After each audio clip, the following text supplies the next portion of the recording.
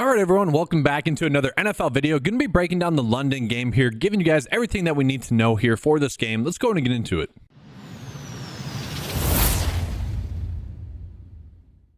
So as always, I like to start off with a game preview for this game, set the proper expectations for what we're going to be looking at here. And so this game is kind of higher scoring, I would say, for the Patriots and for the Jaguars. Two offenses that, I guess you could say maybe a little bit better with Drake May looking decent last week. Jaguars have been a little bit hit or miss as well. But we're looking at this. The Jaguars are going to be 6-point favorites. I would imagine that just has to do with them really not traveling there this week, whereas the Patriots are having to deal with that. The Jaguars are going to kind of truly be a team with some home field advantage, even though they're not playing in Jacksonville. One of the bigger pieces of news that we need to get is whether Travis Etienne is going to play or not. Obviously, if he were to sit, we're going to see a mix between Tank Bigsby and also De'Aaron Hurst-Johnson. It'd probably be Johnson, it'd probably be Bigsby more so than Johnson. We might see a little bit of both of them, but this is going to be the best matchup, really, that any Jacksonville running back has seen thus far this season. And so we do see that Johnson was the leading snap getter last week, with Etienne getting banged up. But that was also a game in which it was over pretty quickly. Obviously, we don't like to see the fact that Bigsby wasn't more involved, but I still think he'll get the first crack. He's going to be the player that I would want to go out of my way to target if Etienne were to sit. Now, Evan Ingram was back last week. He didn't play his full allotment of snaps. We're probably going to see this number get closer to about 70, maybe even 80%.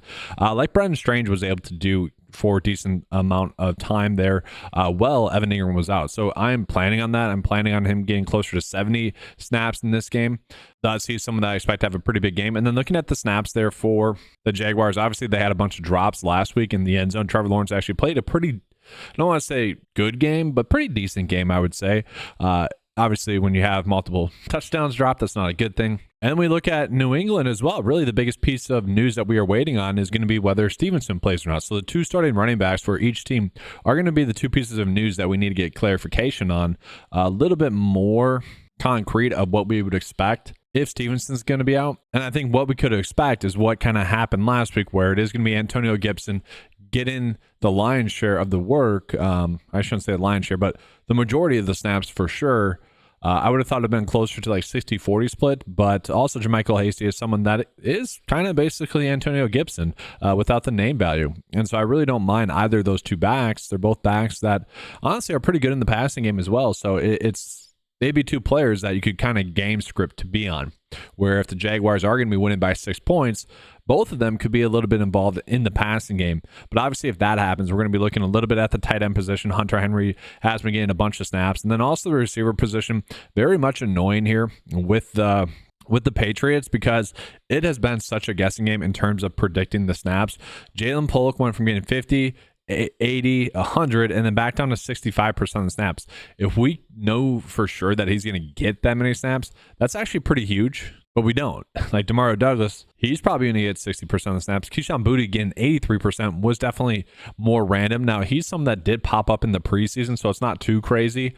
They like him there as well. But then we also have to deal with Kendrick Bourne being back. He played 50% of the snaps last week, so overall, it does seem to be more of a guessing game, especially in terms of playing time for the Patriots. So let's go ahead here and jump into the DraftKings board. We're going to start off here. Actually, let's start off with the Patriots, because I do know that for sure I want to be on Drake May in some capacity. I don't think we need to pay up for him in the captain spot, although if he has a big game rushing the football, it wouldn't be too shocking. Am I expecting him to throw for that many touchdowns again? Probably not as well. They are traveling there. They are going to be dogs in this game. At the same time, that should present a decent floor for him, especially in a matchup against the Jaguars that have been pretty easily defeatable via the passing game. They just made Caleb Williams look like a stud. And so it wouldn't be shocking to see Drake May, who didn't look bad last week, kind of in a somewhat similar situation in terms of coming into the game where, all right, can you string together two decent games and really look good? I could see that happening there with Drake May, but again, more of a flex play for me. And I do think we're going to be able to get to him just with the amount of value that we have available on the slate. So if Stevenson's active, he is going to be the preferred choice, obviously, after that. Between Antonio Gibson and JaMycal Hasty, if Stevenson were to sit, I would actually choose Hasty just given the pricing that we have on him. He just feels a little bit too cheap, given the production that he can have, especially out of the backfield. Now, he only had 2 targets last week. I get that, but he can be productive in the receiving game. And if it's a game where they are playing from behind, I don't hate that. And that's going to be more of a price tag thing. Then from there, guys, like I want to take a stab on Kendrick Bourne or Jalen Polk. I don't know if we need to exactly play them in the same build together, but I do want to get a piece of one of those two. I would say Bourne is probably going to be the more upside pick. So like he's the one I'm favoring right now, but at the same time, you could go Keyshawn Boutte or Jalen Polk as well as more of PPR guys. Obviously, it was Boutte that had the better game last week. Could see that happening again, but we are going to see Demario Douglas is honestly pretty cheap for a receiver number one in an ideal matchup. So if he gets treated that same way again, I could see him having a good game. 9 targets, 3 targets, 9 targets. So over their last 4 games, he's had 3 games where he's had 9 targets. Sure, sign me up for that any day of the week. He's clearly a good talent, looked good last week. Looking at the Jacksonville Jaguars then, again, if Etienne is out, I think we just roll with Tank Bigsby. I think his game last week is going to worry some people. The amount of snaps they played last week is going to worry some people as well. I want to be on him a decent amount there.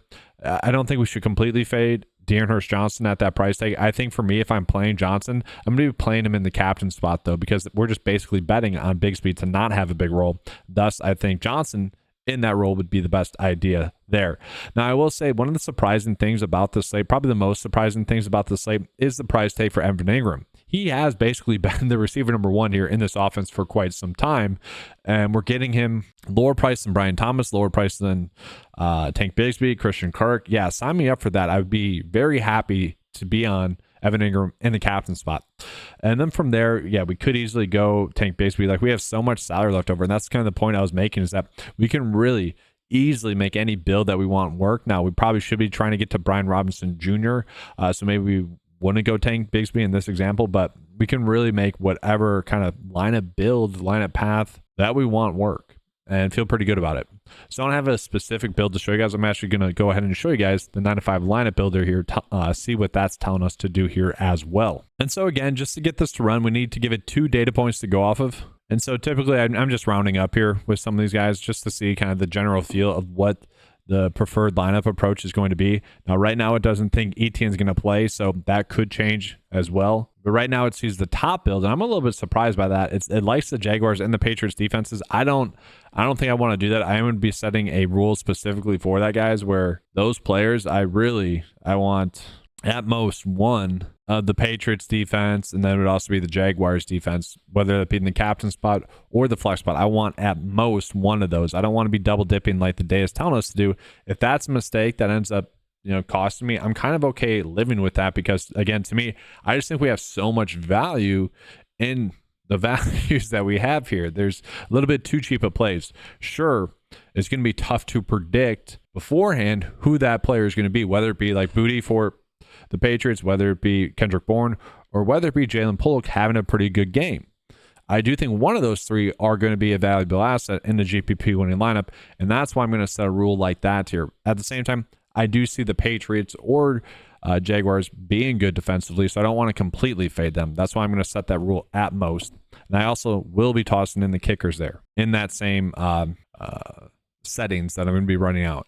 But for what it's worth, Drake May, yeah, and that's getting to a lot of the defenses. These are the highest owned players, so it does kind of feel like a kicker and DST slate as well.